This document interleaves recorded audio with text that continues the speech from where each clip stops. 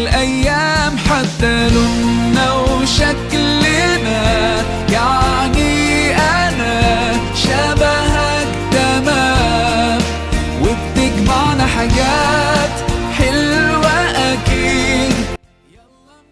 Selamat malam.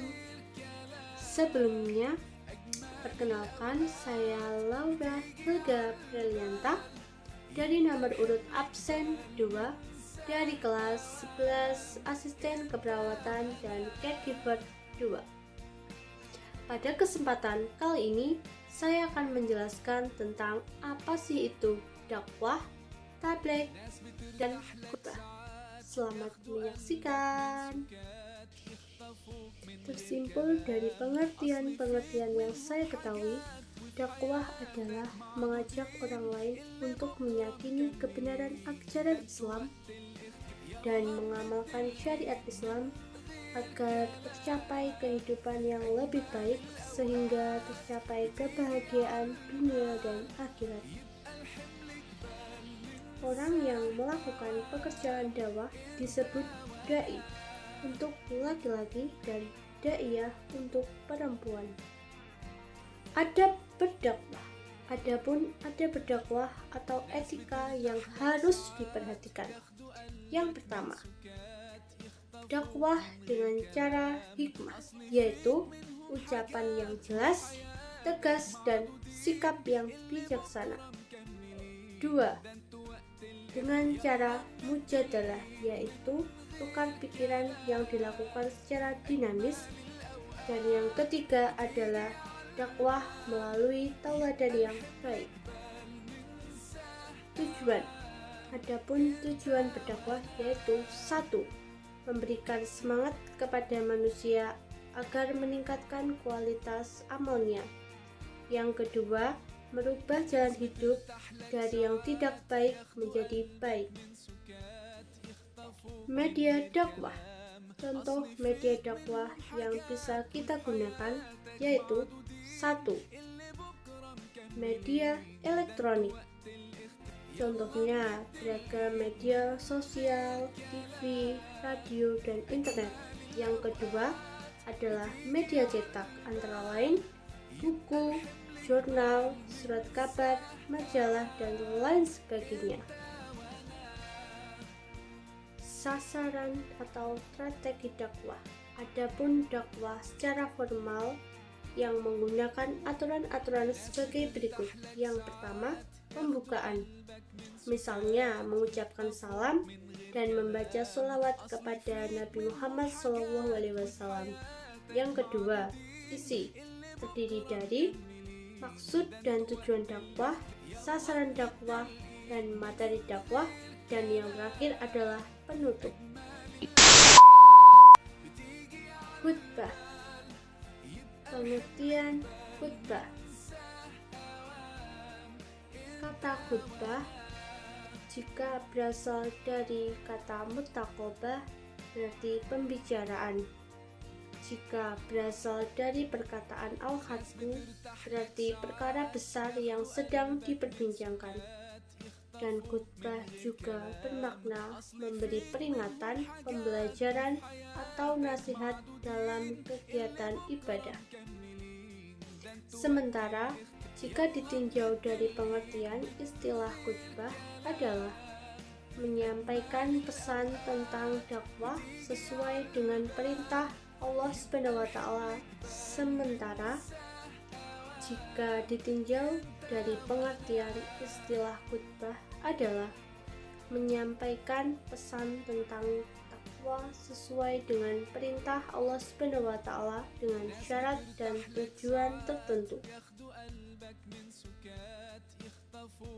Umumnya, pelaksanaan khutbah jika dikaitkan dengan sholat dapat dikelompokkan menjadi 3 bagian, yaitu 1. Khutbah yang dilakukan sebelum sholat, misalnya khutbah Jumat. 2. Khutbah yang dilakukan sesudah sholat, misalnya khutbah sholat Id. 3. Khutbah yang tidak berkaitan dengan sholat, misalnya khutbah nikah. Syarat khotib yang melakukan khutbah. 1. Islam yang sudah balik dan berakal sehat. 2. Mengetahui syarat, rukun, dan sunnah khutbah. 3. Suci dari hadas. 4. Fasih dalam mengucapkan ayat Al-Quran dan hadis. 5. Memiliki akhlak yang baik. 6. Suara yang jelas dan fasih. 7. Berpenampilan rapi dan sopan. Syarat-syarat 2 khutbah. Khutbah sholat Jumat dilaksanakan sesudah masuk waktu zuhur. Selesai khutbah dilanjutkan dengan sholat. Berbeda dengan khutbah sholat Id Ain dan sholat Istiqo yang dilaksanakan setelah selesai sholat. 2. Khutbah dilakukan dengan berdiri. 3. Duduk sebentar di antara 2 khutbah. 4. Suara khutbah harus jelas. 5. Tertib. Rukun khutbah. 1. Membaca hamdalah pada kedua khutbah. 2. Membaca sholawat kepada Nabi Muhammad SAW. 3. Berwasiat tentang takwa kepada diri dan jamaah. 4.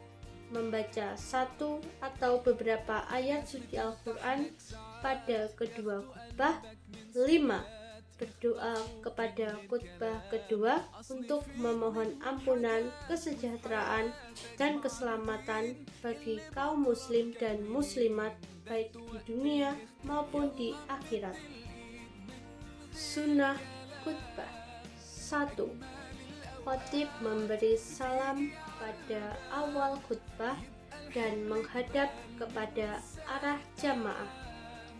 2. Khutbah disampaikan di tempat yang lebih tinggi di atas mimbar. 3. Khutbah disampaikan dengan kalimat yang jelas. 4. Khatib hendaklah memperpendek khutbahnya. 5. Khatib disunahkan membaca surat Al-Ikhlas saat duduk di antara 2 khutbah. 6. Khatib menertibkan rukun-rukun khutbah, yaitu mulai membaca hamdalah sampai rukun yang terakhir, yakni berdoa untuk kaum muslimin. Tablik. Pengertian tablik. Menurut tinjauan bahasa, kata tablik berasal dari kata balagho, yang artinya menyampaikan atau memberitahukan pesan atau ceramah secara lisan atau perkataan. Makna lainnya adalah ceramah yang tidak disertai dengan rukun seperti khutbah. Ketentuan tablik. Ada beberapa ketentuan dan tata cara yang harus diperhatikan terkait dengan pelaksanaan tablik, yaitu 1.